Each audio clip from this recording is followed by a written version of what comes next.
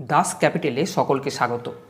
বেশিরভাগ চাকরি পরীক্ষার অবজেক্টিভ ইংলিশে যেই সব বিষয়গুলো থেকে সাধারণত প্রশ্ন আসে সেই কথা মাথায় রেখে সমস্ত চাকরি পরীক্ষার উপযোগী ইংলিশ প্র্যাকটিস সেট করব আজ। যারা এই চ্যানেলে নতুন তাদের বলবো বিভিন্ন চাকরি পরীক্ষায় অঙ্ক ও রিজনিংয়ের প্রস্তুতির জন্য আমার অপর একটা YouTube channel Bengali man subscribe করতে পারো, লিঙ্ক ডিসক্রিপশান বক্সে দেওয়া আছে। সেশন শুরু করার আগে আর একটা কথা বলে রাখি, 550টা প্রশ্নের এরিথমেটিক ই বুক কিছুদিন আগেই পাবলিশ করা হয়েছে। প্রয়োজন মনে করলে নিচে দেওয়া লিঙ্কে ভিজিট করতে পারো। চলো আজকের সেশন শুরু করা যাক। 1 থেকে 4 পর্যন্ত প্রশ্নের ডিরেকশান দেওয়া আছে কমন এরর্সের, অর্থাৎ 4টে পার্ট আছে। 3টে পার্টের মধ্যে সেন্টেন্সে গ্রামাটিক্যালি কোথাও মিস্টেক যদি থেকে থাকে সেই পার্টটা হবে তোমার উত্তর, আর যদি গ্রামাটিক্যাল কোনো মিস্টেক না থেকে থাকে তাহলে তোমার উত্তর হবে নো এরর, অর্থাৎ অপশান নাম্বার 4। বোঝা গেছে? প্রথম যে প্রশ্নটা দিয়েছে, banks were developed to keep people's money safe and to make it available when they need it. ব্যাঙ্কগুলোকে ডেভেলপ করা হয়েছে কী জন্য? To keep people's money safe, জনগণের টাকাকে সেফ রাখা, এবং to make it available when they need it, যখন তাদের প্রয়োজন হবে তখন তাদের হাতে টাকাটা তুলে দেওয়া। তাহলে ব্যাংককে ডেভেলপ করা হয়েছে তার জন্য দুটো উদ্দেশ্য বলা হয়েছে। 1 নম্বর, যাতে করে জনগণের টাকাটা সেফ থাকে, এবং 2 নম্বর, যখন তারা টাকাটা চাইবে তখন যেন তাদেরকে টাকাটা দেওয়া যায়। আমরা এখানে দেখলাম যে দুটো উদ্দেশ্য বোঝাতে ইনফিনিটিভস ইউজ করা হয়েছে। এক জায়গায় টু কিপ আর এক জায়গায় টু মেক। ইনফিনিটিভস কি? টু প্লাস ভার্বের 1 ফরম্যাট দিয়ে তৈরি হবে, এটাকে আমরা সাধারণত ইনফিনিটিভস বলি। তাহলে ব্যাঙ্কগুলোকে কী করতে ডেভেলপ করা হয়েছে? To keep people's money safe, একটা উদ্দেশ্য। আর একটা উদ্দেশ্য দিয়েছে to make it available when they need it. আমরা যখন দুটো ইনফিনিটিভকে উদ্দেশ্য বোঝাতে ব্যবহার করি, একটা উদ্দেশ্য এবং দ্বিতীয় উদ্দেশ্যের মাঝে আমরা যদি অ্যান্ড অথবা অর অথবা বাট বা এক্সেপ্ট এই দিয়ে যদি যুক্ত করি তাহলে প্রথম ক্ষেত্রে শুধুমাত্র ইনফিনিটিভস ইউজ হবে, দ্বিতীয় ক্ষেত্রে ইনফিনিটিভস ইউজ হবে না। আবার বলি, যখন আমরা উদ্দেশ্য বোঝাতে দুটো সেন্টেন্সে ইনফিনিটিভস ইউজ করি তখন শুধুমাত্র প্রথম সেন্টেন্সে ইনফিনিটিভ থাকবে যদি আমরা দেখি সেই ইনফিনিটিভসগুলোকে আমরা অ্যান্ড, অর, বাট, এক্সেপ্ট এই দিয়ে যোগ করি। এক্ষেত্রে দেখো, to keep people's money safe এটা একটা উদ্দেশ্য, অ্যান্ড যোগ করা হয়েছে। আর একটা উদ্দেশ্য টু মেক ইট অ্যাভেলেবেল, এটাকে অ্যাভেলেবেল করবে যখন প্রয়োজন হবে। এই অ্যান্ড দিয়ে যখন যুক্ত করা হয়েছে দুটো উদ্দেশ্যকে এবং সেক্ষেত্রে ইনফিনিটিভস ইউজ করা হয়েছে, সেক্ষেত্রে প্রথমেই শুধুমাত্র ইনফিনিটিভস থাকবে, দ্বিতীয়টা ইনফিনিটিভস হবে না। অর্থাৎ সেক্ষেত্রে আমি এই টুটাকে উঠিয়ে দেবো, তখন বলবো banks were develop to keep people's money safe and make it available when they need it. পরের প্রশ্ন, 2 নম্বর প্রশ্নে বলেছে, I found the 2 first chapters of the book particularly interesting. আমি প্রথম দুটো চ্যাপ্টার, বইয়ের প্রথম দুটো চ্যাপ্টার খুব ইন্টারেস্টিং আমার লেগেছে। I found the 2 first chapters of the book particularly interesting. বোঝা গেছে? এখানে কোথায় ভুল আছে দেখো। ভুলটা দেখার আগে আমি এর নিয়মটা একটু আগে বলে দিই। দেখো, নিউমারাল অ্যাডজেক্টিভ বা সংখ্যাবাচক বিশেষণ সাধারণত 2 প্রকারের হয়ে থাকে, ডেফিনিট অ্যাডজেক্টিভ এবং ইনডেফিনিট অ্যাডজেক্টিভ। নিউমারাল বা সংখ্যাবাচক বিশেষণ, NUMERAL। এই নিউমারাল অ্যাডজেক্টিভের যে দুটো পার্ট আছে, একটা ডেফিনিট একটা ইনডেফিনিট। ডেফিনিট অ্যাডজেক্টিভ 3 ধরনের হয়, এর দুটো পার্ট, একটা ডেফিনিট আর একটা ইনডেফিনিট। এই ডেফিনিট যে অ্যাডজেক্টিভটা আছে, ডেফিনিট অ্যাডজেক্টিভ, এই ডেফিনিট অ্যাডজেক্টিভ 3 ধরনের হয়ে থাকে। একটা হচ্ছে কার্ডিনাল, একটা অর্ডিনাল এবং আরেকটা হচ্ছে মাল্টিপ্লিকেটিভ।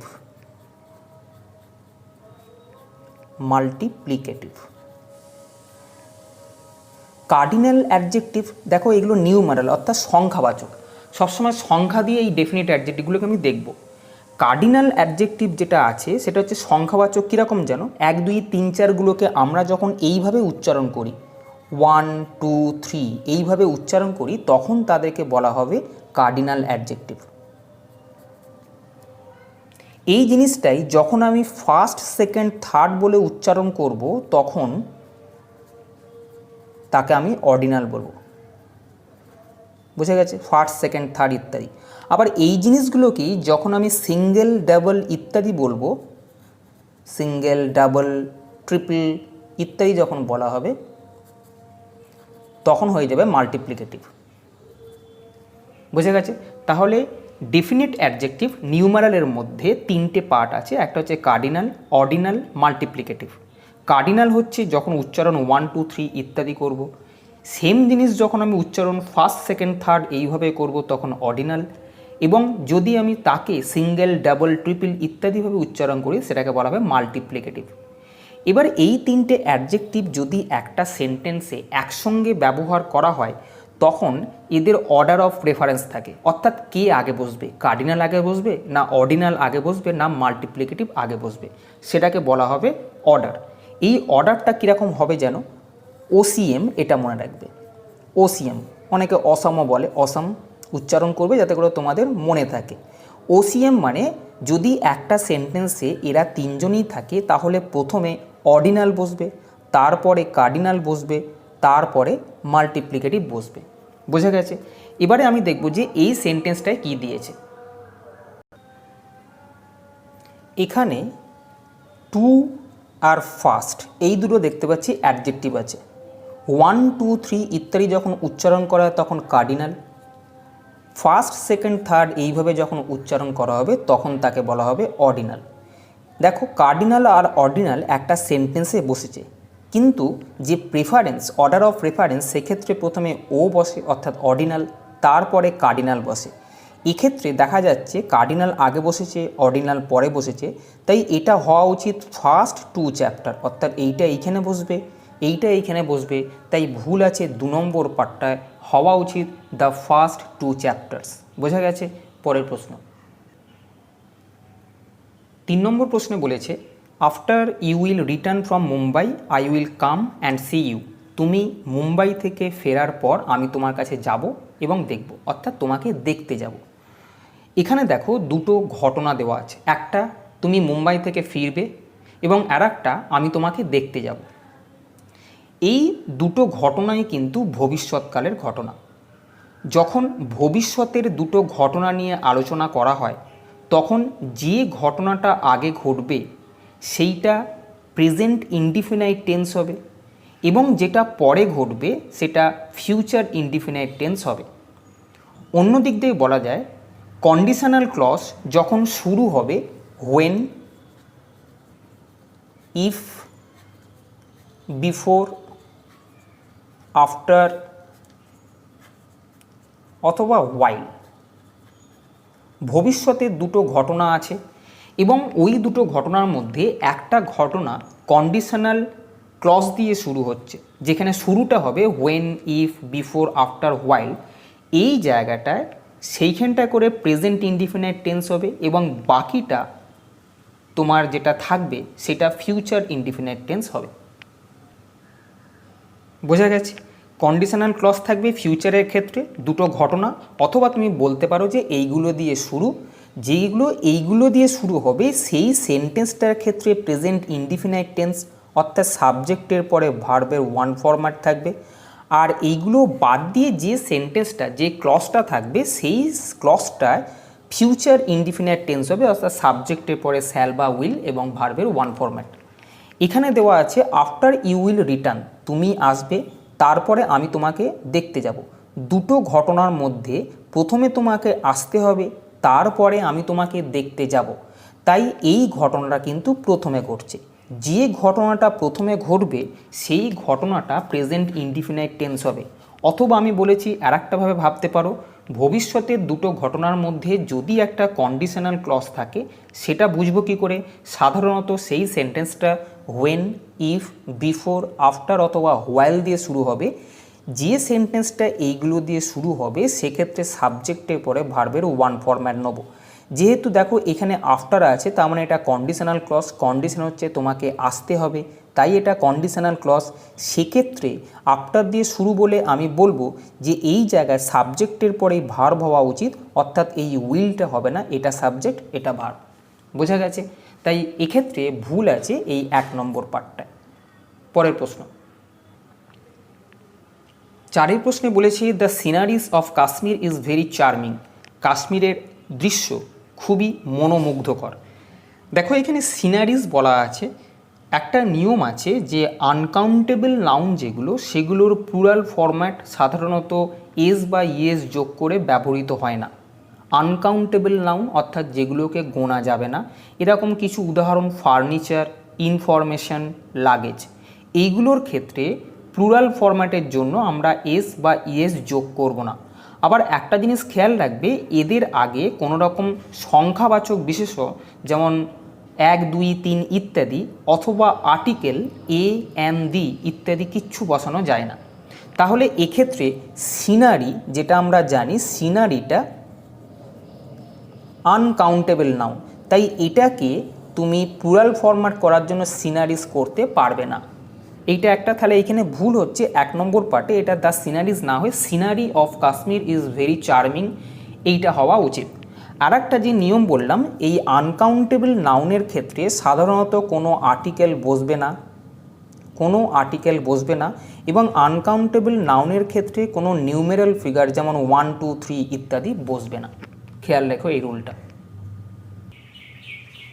5 আর 6 দুটো প্রশ্নে বলেছে সিনোনিম বার করতে। 5 নম্বরে দেওয়া আছে 45, অপশান দেওয়া আছে 4টে। 45 এর সিনোনিমস কী হবে তোমাদের বলতে হবে। 45 মানে কি? 45 মানে শক্তিশালী করা অথবা কোনো কিছুকে মজবুত করা। আমি যদি বলি শক্তিশালী করা, তাহলে এর সিনোনিমস অপশানগুলোর মধ্যে দেখেই বোঝা যাচ্ছে স্ট্রেনদেন। স্ট্রেনদেন মানে হচ্ছে শক্তিশালী করা। বাদবাকিগুলোর মানে যেন কোনো একবার দেখে নাও। ক্রিয়েট মানে সৃষ্টি করা, জেনারেট মানেও সৃষ্টি করা, প্রহিবিট মানে নিষিদ্ধ করা। তাহলে আমি দেখলাম 45 যার মানে শক্তিশালী করা, তার সিনোনিমস হচ্ছে স্ট্রেনদেন। 6 নম্বরে আছে টিডিয়াস, এর সিনোনিমস বলতে হবে। টিডিয়াস মানে হচ্ছে ক্লান্তিকর বা বিরক্তিকর। তাহলে ক্লান্তিকর বা বিরক্তিকরের সিনোনিমস এই অপশানগুলোর মধ্যে কোনটা আছে তার আগে সবগুলোর মানে জানতে হয়। ডেভিয়াস মানে হচ্ছে আঁকা বাঁকা, ডেভিয়াস অর্থাৎ আঁকা বাঁকা। 2 নম্বর ডাল আছে, ডাল মানে অনুভূতিহীন বা নিস্তেজ। তারপরে দিয়েছে ডিস্টিংটিভ, ডিস্টিংটিভ মানে হচ্ছে স্বাতন্ত্র্য সূচক বা বলতে পারো কেমন যেন। ডিস্টিংটিভ মানে কেমন যেন অথবা স্বাতন্ত্র্য সূচক। আর একটা আছে ডেরোগেটরি, ডেরোগেটরি মানে হচ্ছে ক্ষতিকর। বোঝা গেছে? তাহলে ক্লান্তিকর এর সিনোনিমস কোনটা হবে? যেটা হচ্ছে অনুভূতিহীন বা নিস্তেজ, এটাই হচ্ছে ক্লান্তিকর, যেটা অপশান নাম্বার 2 দেওয়া আছে। 7 আর 8 এই দুটো প্রশ্নে বলা হয়েছে অ্যান্টোনিম বার করতে। এই ওয়ার্ডটার অ্যান্টোনিম কী হবে তোমাদের বলতে হবে। প্রথমটা দেওয়া আছে ইম্পিড। ইম্পিড মানে হচ্ছে বাধা দেওয়া বা ব্যাহত করা। ইম্পিড বাধা দেওয়া বা বলতে পারো ব্যাহত করা। তাহলে এইগুলোর মানে জানতে। অবস্ট্রাক্ট মানে কি? অবস্ট্রাক্ট মানে হচ্ছে ব্যাঘাত করা, কোনো কাজে ব্যাঘাত করা, সেটা হচ্ছে অবস্ট্রাক্ট। অ্যাডভান্স মানে অগ্রসর করানো, অগ্রসর করানো বা অগ্রগতি, অগ্রসর করানো। লিঙ্গার, লিঙ্গার মানে হচ্ছে গড়িমসি করা বা বিলম্ব করা, এটার মানে বিলম্ব করা। এবং গ্যারেন্টি মানে আমরা সবাই জানি অঙ্গীকারপত্র বা প্রতিশ্রুত হওয়া, এটাকেই গ্যারেন্টি বলা হয়। তাহলে ইম্পিড বা বাধা দেওয়া এর অ্যান্টোনিমস হবে অ্যাডভান্স বা অগ্রসর করানো, যেটা অপশান নাম্বার 2 আছে। পরের যে 8 নম্বরে দেওয়া আছে সেটা হচ্ছে পেরিলাস। পেরিলাস মানে বিপজ্জনক, বিপজ্জনক। কেয়ারফ্রি অর্থাৎ ভাবনাহীন, ইমপেটুয়াস এটার মানে হচ্ছে, বা ইমপেচুয়াসও বলা হবে, ইমপেচুয়াসই বলো। ইমপেচুয়াস মানে উদ্দাম বা ক্ষিপ্র, অথবা বলতে পারো দ্রুত, উদ্দাম।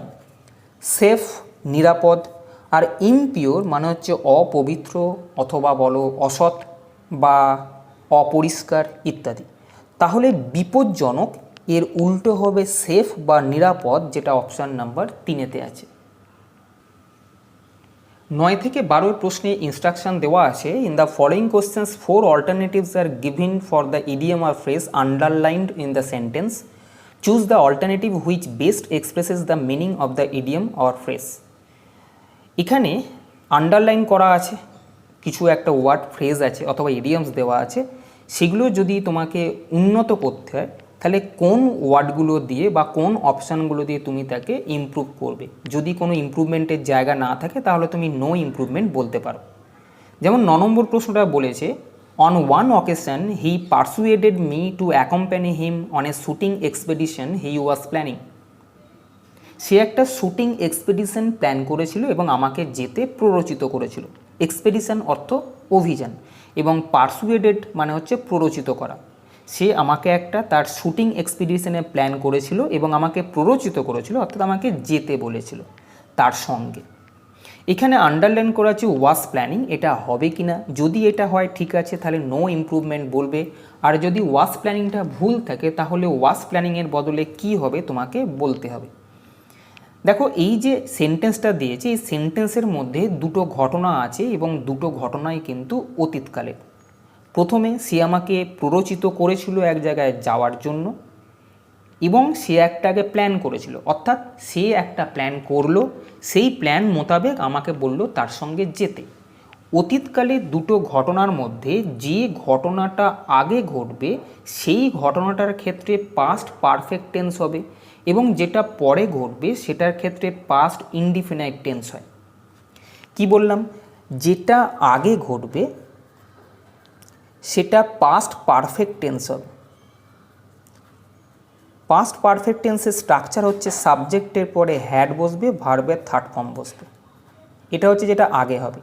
আর যে ঘটনাটা পরে ঘটবে সেটা পাস্ট ইনডিফিনাইট টেন্স হয়। পাস্ট ইনডিফিনাইট টেন্সের স্ট্রাকচার হচ্ছে সাবজেক্ট প্লাস V2। বোঝা গেছে? এবারে দেখো, এখানে এই ঘটনাটা দেখা যাচ্ছে সে আগে প্ল্যান করেছে, তারপরে আমাকে বলেছে তুই আমার সঙ্গে চ। তাহলে আগে প্ল্যান করেছে এই জায়গাটায় আছে, হি ওয়াজ প্ল্যানিং, সে আগে প্ল্যান করেছে। যেটা আগে হবে সেক্ষেত্রে সাবজেক্টের পরে হ্যাড, ভার্বের থার্ড ফর্ম বসবে। তাহলে এখানে হি আছে, তারপরে হ্যাড বসবে, ভার্বের থার্ড ফর্ম বসবে, যেটা অপশান নাম্বার 2-এ আছে। বোঝা গেছে? সাবজেক্ট হ্যাড প্ল্যান্ড, এটা তাহলে এখানে হবে। একটা কথা খেয়াল রাখো, এই জাতীয় ঘটনাগুলোর ক্ষেত্রে যেমন আমরা ছোটোবেলা থেকে পড়ে আসি যে ডাক্তার আসার আগে রোগী মারা গেছিল, অথবা ডাক্তার আসার পরে রোগী মারা গেছিল, স্টেশনে যাওয়ার আগে ট্রেনটা ছেড়ে চলে গেছিল, অথবা বলতে পারো স্টেশনে যাওয়ার পরে ট্রেনটা ছেড়ে চলে গেছিল। এই সেন্টেন্সগুলো যখন আমাদের ট্রান্সলেট করতে হতো ছোটোবেলায়, তখন আমাদের একটা রুল বলা হয়েছিল, before before, after after. Before before এবং আফটার আফটার। এইটা মানে হচ্ছে, বিফোর মানে কি আগে, আফটার মানে হচ্ছে পরে। অতীতকালে দুটো ঘটনার মধ্যে তুমি যে ঘটনাটা আগে ঘটেছে সেইটাকে যখন বলতে চাইবে এবং সেই সেন্টেন্সে যদি বিফোর ইউজ করো, বিফোর মানে কি আগে, বিফোর মানে আগে, যে ঘটনাটা আগে ঘটেছে, বিফোর মানে যেহেতু আগে, তুমি আগে পাস্ট পারফেক্ট টেন্স ইউজ করবে। আবার ওই সেন্টেন্সটাকে যদি তুমি আফটার দিয়ে ইউজ করতে চাও, আফটার মানে কি, আফটার মানে হচ্ছে পরে, তাহলে তোমাকে পরে পাস্ট পারফেক্ট ইউজ করতে হবে। খেয়াল রাখতে হবে যে ঘটনাটা আগে ঘটবে সেটা পাস্ট পারফেক্ট ইউজ করতেই হবে, কিন্তু সেন্টেন্সটা বলার উপর ডিপেন্ড করবে পাস্ট পারফেক্ট তুমি কোথায় ইউজ করবে। সেন্টেন্সে যদি তুমি বিফোর এই ওয়ার্ডটা ইউজ করো, তাহলে যে ঘটনাটা আগে ঘটেছে তার তো পাস্ট পারফেক্ট টেন্স হবে, সেই টেন্সটাকে আগে বসাবে। আর যদি তুমি সেন্টেন্সে আফটার ওয়ার্ডটা ইউজ করো, আফটার মানে যেহেতু পরে, তাহলে পাস্ট পারফেক্ট টেন্সটা অর্থাৎ যে ঘটনাটা আগে ঘটেছে সেইটা তখন পরে বসবে। বুঝে গেছে? যেমন আমি এই সেন্টেন্সটা বলতে পারি, ডাক্তার আসবার আগে রোগীটা মারা গেছে।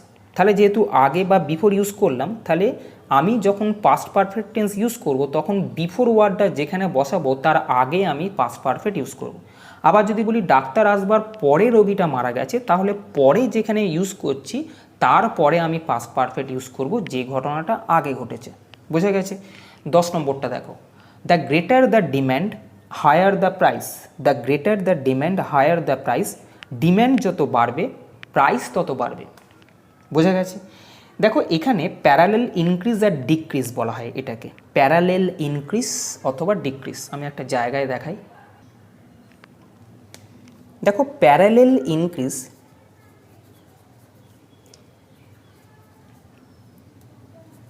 অথবা প্যারালেল ডিক্রিজ, একটা বাড়লে একটা বাড়ছে, মানে এটা বাড়লে এটাও বাড়ছে, অথবা একটা কমলে আর একটা কমছে, এটাকে প্যারালেল ইনক্রিজ বা ডিক্রিজ বলা হবে। সেক্ষেত্রে সেন্টেন্সের স্ট্রাকচার যেটা থাকে সেটা হচ্ছে কম্প্যারেটিভ এক্সপ্রেশন। কম্প্যারেটিভ মানে তুলনামূলক, comparative expression plus subject plus verb plus the plus comparative. বুঝে গেছে? The comparative, the comparative expression, subject verb, the comparative. অর্থাৎ কম্পারেটিভের আগে একটা এইখানে দি থাকবে, এখানেও কম্পারেটিভের আগে একটা দি থাকবে। যেমন আমি যদি একটা উদাহরণ দিই, the older I get, the older I get,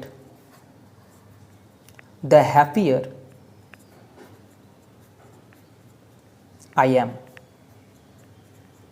এটার মানে হচ্ছে যত আমি বড় হব তত আমি খুশি হব, আমি সুখী হব। দ্য ওল্ডার, দেখো এইখানে কম্পারেটিভ ইউজ করেছে, ইয়ার ফরম্যাট আছে কম্পারেটিভ, এর আগে একটা ডেফিনিট আর্টিকেল দি ইউজ করা হয়েছে। এখানেও দেখো হ্যাপিয়ার আছে, তার আগে একটা ডেফিনিট আর্টিকেল দি ইউজ করা হয়েছে। যত বড় হব তত বেশি সুখী হব। তাহলে বড় হওয়া একটা যেমন হচ্ছে, তেমন তার সঙ্গে সঙ্গে আমি সুখীও হচ্ছি, অর্থাৎ প্যারালেল ইনক্রিজ হচ্ছে। প্যারালেল ইনক্রিজের ক্ষেত্রে কম্পারেটিভ ডিগ্রি যেটা আমরা ইউজ করি যে ওয়ার্ডটা, তার দুটোরই আগে ডেফিনিট আর্টিকেল দি বসাতে হয়। এক্ষেত্রে দ্য গ্রেটার দ্য ডিম্যান্ড, এখানে গ্রেটার কম্পারেটিভ ডিগ্রি আছে, আগে একটা আর্টিকেল তাহলে আমার দেওয়া আছে ডেফিনিট আর্টিকেল। যত ডিম্যান্ড বাড়ছে তত প্রাইস বাড়ছে, দুটোই বাড়ছে। তাহলে এখানে হায়ার আছে, তার আগেও কিন্তু তোমাকে একটা ডেফিনিট আর্টিকেল দি দিতে হবে। অর্থাৎ যেটা আন্ডারলাইন করা আছে শুধু হায়ার না বসে দ্য হায়ার হবে, যেটা অপশান নাম্বার 3-তে আছে। পরের প্রশ্ন 11 প্রশ্নে বলেছে, the poor subordinates are made scapegoats by their superiors. যারা ঊর্ধ্বতন কর্তৃপক্ষ আছে তারা তার নিম্নতন কর্মচারীদের বলির পাঁঠা করেছে। স্কেপগোটস মানে হচ্ছে বলির পাঁঠা করা। বলির পাঁঠা মানে কি? ঊর্ধ্বতন কর্তৃপক্ষ কোনো একটা দোষ করেছে, সেইটা এড়িয়ে যাওয়ার জন্য কারুর উপরে সেই দোষটাকে চাপিয়ে দিয়েছে। অর্থাৎ করেছে একজন কিন্তু দোষটা খেলো আর একজন, তাকে বলা হবে বলির পাঁঠা, স্কেপগোটস যেটাকে ইংলিশে বলা হয়। তাহলে এক্ষেত্রে অপশান নাম্বার 1 উত্তর পানিশড ফর আদার্স মিসডিডস, অর্থাৎ অপরে কেউ ভুল করেছে তার বদলে পানিশমেন্ট, সেটাই হবে কিন্তু স্কেপগোটস। এক্ষেত্রে ডেভেলপড পুয়ার রিলেশন, পুয়ার রিলেশনটাকে ডেভেলপ করা দুজনের মধ্যে। Treated humbly and respectfully, option number 3-এ যেটা দেওয়া আছে সেটা হচ্ছে বিনীত ও সম্মানপূর্বক ব্যবহার। এবং স্কল্ডেড উইথ অ্যারোগেন্ট রিয়াকশনস, অ্যারোগেন্ট মানে হচ্ছে অহংকারী, অহংকারী মেজাজ। স্কল্ডেড উইথ অ্যারোগেন্ট রিয়াকশন অর্থাৎ অহংকারী মেজাজে বকাঝকা করা বা খুব বাজে কথা বলা, সেটাকে কিন্তু স্কল্ডেড বলা হবে। তাহলে এখানে স্কেপগোটস মানে হচ্ছে punished for others misdeed. 12 number প্রশ্নটা দেখে নেব, the manager doctored the accounts of the company. কোম্পানির অ্যাকাউন্টসে the manager doctored the accounts. দেখো ডক্টরড, এই ওয়ার্ডটা ডক্টরড, ডক্টরড এটার মানে হচ্ছে ফলসিফাই সামথিং। ফলসিফাই, ফলসিফাই মানে মিথ্যা বর্ণনা প্রদান করা, মিথ্যা বর্ণনা প্রদান করা বা ফলসিফাই, এটাই হচ্ছে ডক্টরড। ডক্টরড মিন্স টু ফলসিফাই সামথিং, কিছু একটাকে মিথ্যা বলে বর্ণনা করা। তাহলে ডক্টর দ্য অ্যাকাউন্টস, এখানে যেটা আছে ডক্টর দ্য অ্যাকাউন্টস, এটা মানে হচ্ছে manipulating important documents related to big corporations important cash inflows and outgoings. বড় বড় কোম্পানিতে অ্যাকাউন্টসকে ম্যানিপুলেট করা, সেটাই হচ্ছে ডক্টর দ্য অ্যাকাউন্ট। অ্যাকাউন্টসকে ম্যানিপুলেট করা মানে হচ্ছে ইম্পর্টেন্ট ডকুমেন্টস অথবা টাকা পয়সা নয় ছয় ইত্যাদি করা, যে কোনো ইম্পর্টেন্ট ডকুমেন্টকে এদিক থেকে ওদিকে চালান করে দেওয়া, এটাকেই বলা হবে ডক্টর দ্য অ্যাকাউন্টস। তাহলে এক্ষেত্রে অপশান নাম্বার 4-এ আছে টু ম্যানিপুলেট অ্যাকাউন্টস, এটা হবে উত্তর। বোঝা গেছে? পরের প্রশ্ন 13 থেকে 14 নম্বর প্রশ্নে বলেছে যে 4 alternatives R given for the idiom of phrase. এখানে একটা ইডিয়াম আর ফ্রেজ দেওয়া আছে, এর মানে এই 4টে অপশানের মধ্যে কোনটা হবে সেটাকে তোমাকে বাছতে হবে।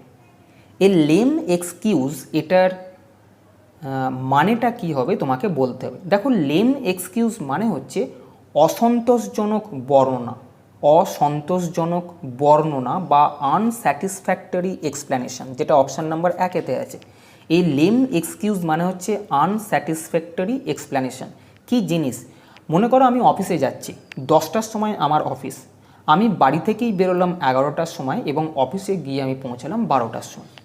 তাহলে আমি যেহেতু নিজে ইচ্ছা করে দেরি করে অফিসে গেছি, তখন আমি মনে মনেই ভেবে গেছি যে আমাকে গিয়ে আবোল তাবোল কিছু একটা বসকে বলতে হবে, হ্যাঁ আমি আসছিলাম, সাইকেলের চাকা লিক হয়ে গেছিলো বা বাইকের চাকা লিক হয়ে গেছিলো, সামনে একটা কেউ চলে এসেছিলো, আমি দাঁড়িয়ে গেলাম, কালো বিড়াল চলে গেছিলো, ইত্যাদি ইত্যাদি।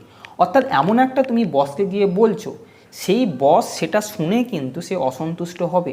অর্থাৎ অসন্তোষজনক বর্ণনা তুমি করছো। তুমি যখনই মিথ্যা বলবে তখনই কিন্তু তোমার জিভ কাঁপবে, চোখ কাঁপবে, যদি তুমি অভ্যস্ত না হও। তাই এই লেম এক্সকিউজ মানে হচ্ছে এমন একটা বর্ণনা তুমি দিচ্ছ যেটা অসন্তোষজনক, অর্থাৎ সেইটা শুনে কেউ সন্তুষ্ট হবে না, সেটাই লেম এক্সকিউজ। 14-এ বলেছে in black and white. In black and white মানে হচ্ছে ইন রাইটিং, লিখিতভাবে। ইন ব্ল্যাক অ্যান্ড হোয়াইট মানে লিখিতভাবে, অথবা বলতে পারো ইন প্রিন্ট, অথবা ছাপিয়ে। তাহলে ইন ব্ল্যাক অ্যান্ড হোয়াইট বলতে আমি ইন রাইটিং এই অপশানগুলোর মধ্যে বুঝবো। পরের প্রশ্ন 15 থেকে 19 ফিল ইন দ্য ব্ল্যাঙ্কস দিয়েছে অ্যাপ্রোপ্রিয়েট ওয়ার্ডস দিয়ে।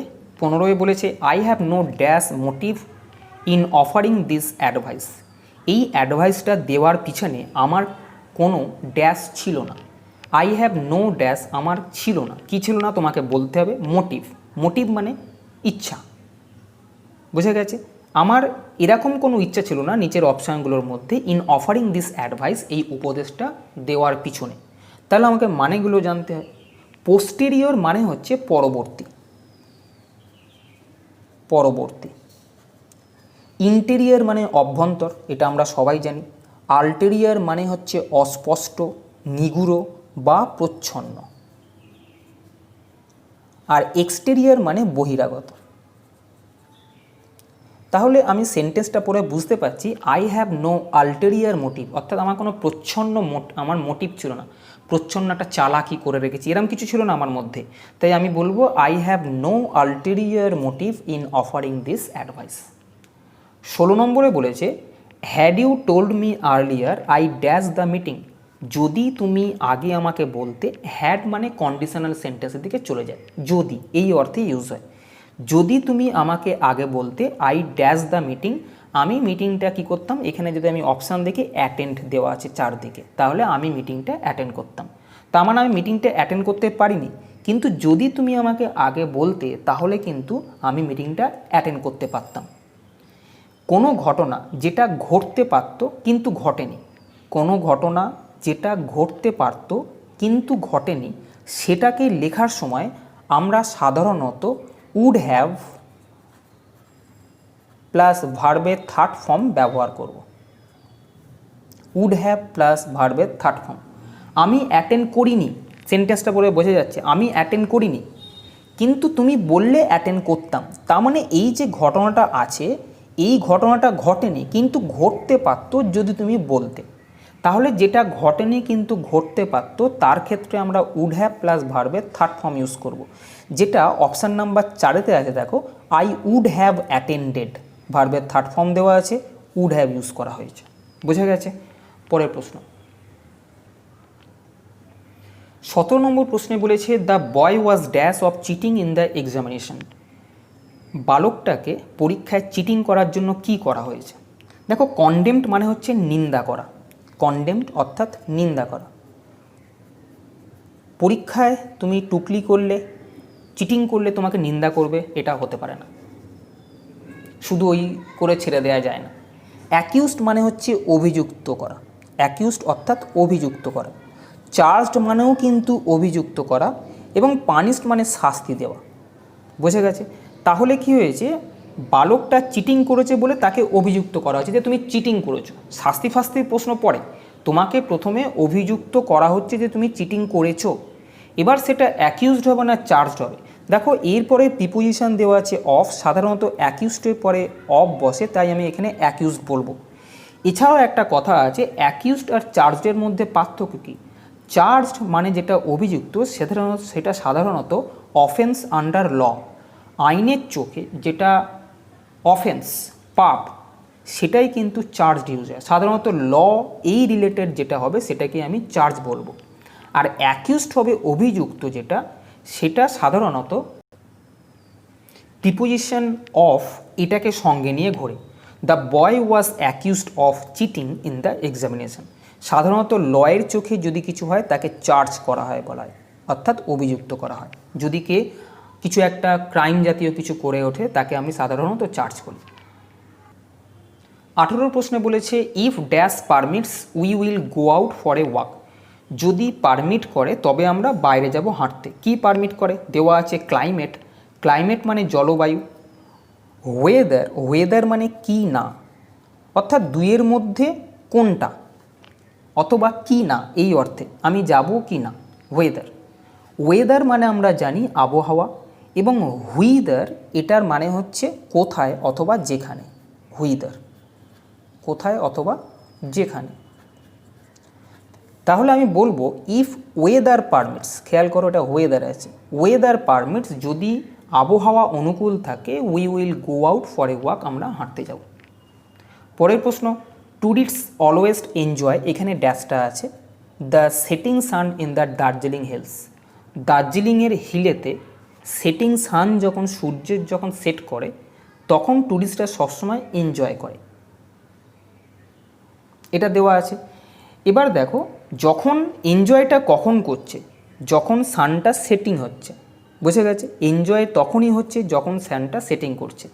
এবারে দেখো, এই জায়গাটায় আমরা দেখছি যে এনজয় কখন করছে, কিছু একটা ঘটনা ঘটছে সেটাকে দেখে এনজয় করছে।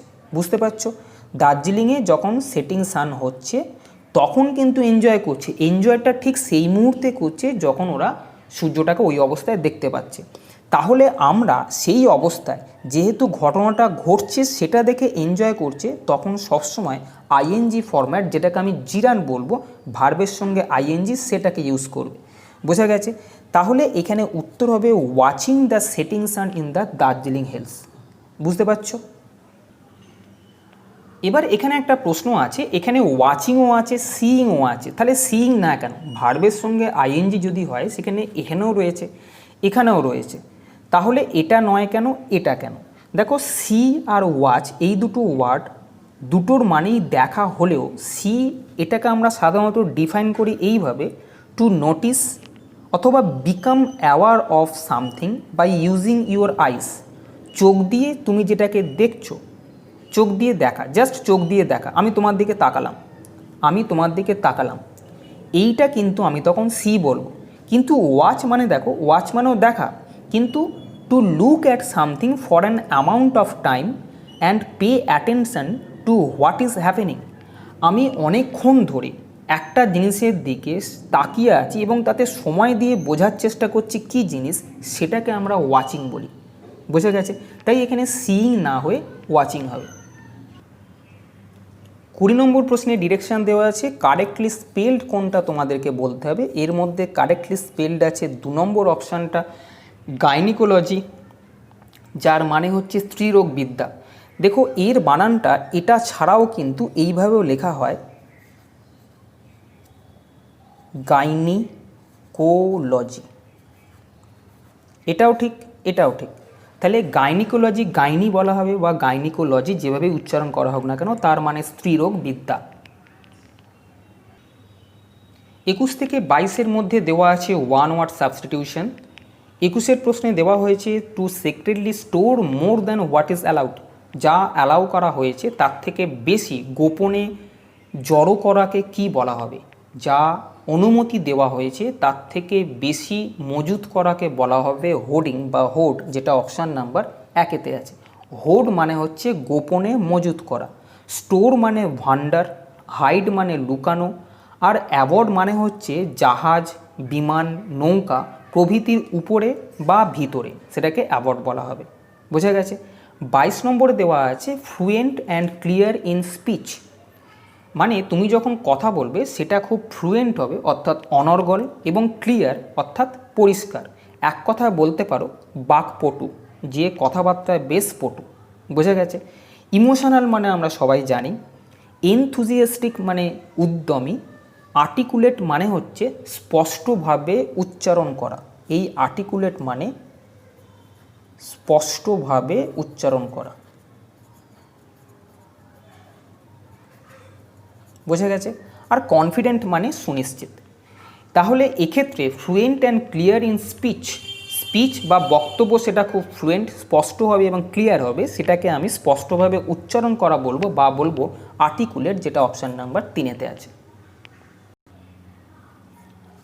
পরের 23 নম্বরে দেওয়া আছে অ্যাক্টিভ বা প্যাসিভ ভয়েস চেঞ্জ করতে, অর্থাৎ অ্যাক্টিভ থাকলে প্যাসিভে করো, প্যাসিভ থাকলে অ্যাক্টিভে চেঞ্জ করো। The news has been brought to us by him, সে আমাদের খবরটা দিয়েছিল। এখানে দেখো সাবজেক্ট হ্যাভ বা হ্যাস আছে, তারপরে বিন ইউজ করা আছে, ভার্বের থার্ড ফর্ম ইউজ করা হয়েছে, এখানে বাই আছে, তারপরে হিম আছে। তাহলে এইটা প্যাসিভ ভয়েসে আছে।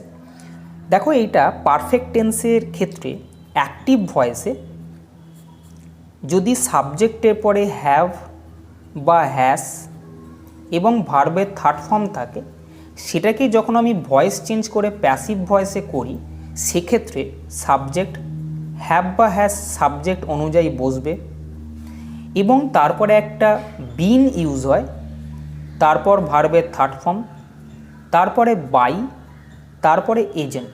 বাই এজেন্ট মানে কার দ্বারা। আমি দেখছি এক্ষেত্রে সাবজেক্ট হ্যাজ বিন আছে, সাবজেক্ট হ্যাজ বিন আছে, অর্থাৎ এই সেন্টেন্সটা প্যাসিভ ভয়েসে আছে। তাহলে প্যাসিভ থেকে আমাকে অ্যাক্টিভে যখন করতে যাব, তখন সাবজেক্ট হ্যাভ বা হ্যাস ভার্বের থার্ড ফর্ম থাকবে। একটাই সেন্টেন্স আছে, দেখো হ্যাভ বা হ্যাস আছে, ভার্বের থার্ড ফর্ম আছে, তাহলে এটা কিন্তু উত্তর হবে। বোঝা গেছে? পরের প্রশ্ন 24 নম্বর প্রশ্নে দিয়েছে complete the following comparison by correctly choosing the word given below. এখানে একটা কম্প্যারিজন ওয়ার্ড দেওয়া আছে, তুলনাবাচক কোনো একটা শব্দ দেওয়া আছে, তোমাকে সেই শব্দটা কিন্তু ব্ল্যাঙ্কসটাকে ফিল আপ করতে হবে। As healthy as a dash morning, এখানে সব মাসের নাম দেওয়া আছে, আগস্ট, মে, জুন, জুলাই। কি বসবে? As healthy as a dash morning, এখানে যে মাসের নামগুলো দেওয়া আছে, কোন মাসের নামটা এখানে বসলে এটা একটা মানে হবে এবং তুলনাবাচক শব্দ হিসেবে ট্রিট করা হবে। দেখো ইংরেজিতে একটা কথা আছে, as healthy as a May morning. এই পুরোটার মানে as healthy as a May morning, এটা মানে হচ্ছে এবেল বডিড, মানে সক্ষম। এবেল বডিড বলতে পারো, অথবা বলতে পারো অ্যাক্টিভ, অথবা অল রাইট,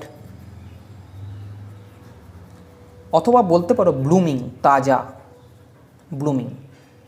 তাহলে as healthy as a May morning এটার মানে হচ্ছে এবেল বডিড বা অ্যাক্টিভ বা অল রাইট অথবা ব্লুমিং। তাই এক্ষেত্রে as healthy as a May morning এটা কিন্তু উত্তর হবে। পরের প্রশ্ন, আজকে শেষ প্রশ্ন দেখো, বলা হয়েছে 1 আর 6 নম্বর সেন্টেন্সটা একটা প্যারাগ্রাফের ফিক্সড সেন্টেন্স এবং এর মধ্যে পি কিউ আর এস যে 4টে আলাদা করে সেন্টেন্স দেওয়া আছে সেগুলো আগোছালোভাবে আছে। তোমাদেরকে পি কিউ আর এসটাকে এমন করে সাজাতে হবে যাতে করে তার প্রথম লাইনটা 1 নম্বর সেন্টেন্স এবং শেষ লাইনটা 6 নম্বর সেন্টেন্স হয়, অর্থাৎ রিঅ্যারেঞ্জ করতে হবে। এক নম্বর সেন্টেন্সটা যেহেতু ফিক্সড, আমি প্রথমে মানে দেখি। One of the most widely spread of bad habits, সবথেকে বেশি খারাপ যে হ্যাবিটটা স্প্রেড করেছে, ছড়িয়ে গেছে। এবং শেষ সেন্টেন্সটা হচ্ছে almost all over the world, সারা পৃথিবীতেই, প্রায় সারা পৃথিবীতে। তার মানে একটা হ্যাবিটের কথা বলা হচ্ছে, যেই হ্যাবিটটা সারা পৃথিবীতে ছড়িয়ে গেছে। মাঝখানে এইগুলোকে তোমাকে সাজাতে হবে। পি এর মানে হচ্ছে which is now smoked or chewed by men, যেটা এখন লোকে স্মোক করে বা চিবিয়ে খায়। অ্যান্ড ইভেন বাই চিলড্রেন, এমনকি চিলড্রেনরাও। অফেন বাই ওমেন, মাঝে মাঝে স্ত্রীর মেয়েরাও। Is the use of tobacco, হচ্ছে টোবাকোর ব্যবহারটা। দেখো, ওয়ান অফ দ্য যখন ইউজ করা হয় তখন সিঙ্গুলার ভার্ব একটা থাকবে। One of the most widely spread of bad habits, bad habits. তাহলে যে হ্যাবিটটার কথা বলা হয়েছে, প্রথমে দেখতে হবে এখানে যেই হ্যাবিট বললো সেই হ্যাবিটটাকে আমাকে খুঁজতে হবে। সেটা হচ্ছে is the use of tobacco. যেহেতু ওয়ান অফ দ্য ইউজ করা হয়েছে, অবশ্যই একটা সিঙ্গুলার ভার্ব থাকবে, যেটা আমি এইখানে দেখতে পাচ্ছিলাম। আবার হ্যাবিট বলতে বোঝানো হচ্ছে টোবাকোর হ্যাবিটটাকে, তাই আমি এখানে পেলাম। তাহলে এস দিয়ে শুরু হবে। দেখো, এতটাই খারাপ অপশান দেওয়া আছে, এস দিয়ে শুরু একমাত্র এটাই আছে, আমি এগুলোকে করব না। বোঝা গেছে? তাহলে উত্তর এটা হবে। যদি দুটো থাকতো, মানে করো is the use of tobacco, টোবাকোর ইউজটা, যেটা, দেখো টোবাকো তারপরে বলছে যেটা, হুইচ, হুইচ বলতে কোনটাকে বোঝানো হবে? যেটা, যেটা মানে আগে কিছু একটাকে ইন্ডিকেট করেছে। এই টোবাকোটা ইজ নাও স্মোকড, নয় স্মোক ফরম্যাটে অথবা চিবিয়ে খাওয়া হয়, অর্থাৎ নেশাটাকে নয় তুমি সিগারেট বা বিড়ির মাধ্যমে অথবা মুখে চিবিয়ে সেটা খাচ্ছ। বোঝা গেছে? তাহলে টোবাকো হুইচ অর্থাৎ যেটা, is now smoked or chewed by men, লোকেরা এটা করে। অফেন বাই ওমেন, মাঝে মাঝে মহিলা করে। অ্যান্ড ইভেন বাই চিলড্রেন, এবং এমনকি চিলড্রেনরা পর্যন্ত করে। তাহলে কিন্তু সাজালে মাঝখানের যে চারটে আগোছালা ছিল সেটা কিন্তু এইটা হবে। বোঝা গেছে? তাহলে আজকে এই পর্যন্তই। যদি সেশনটা ভালো লাগে তবে চ্যানেলটা সাবস্ক্রাইব করো এবং বন্ধুদেরকেও শেয়ার করো, যাতে করে তারাও সমানভাবে উপকৃত হয়। ভালো থেকো, ভালোভাবে পড়াশোনা করো। টাটা।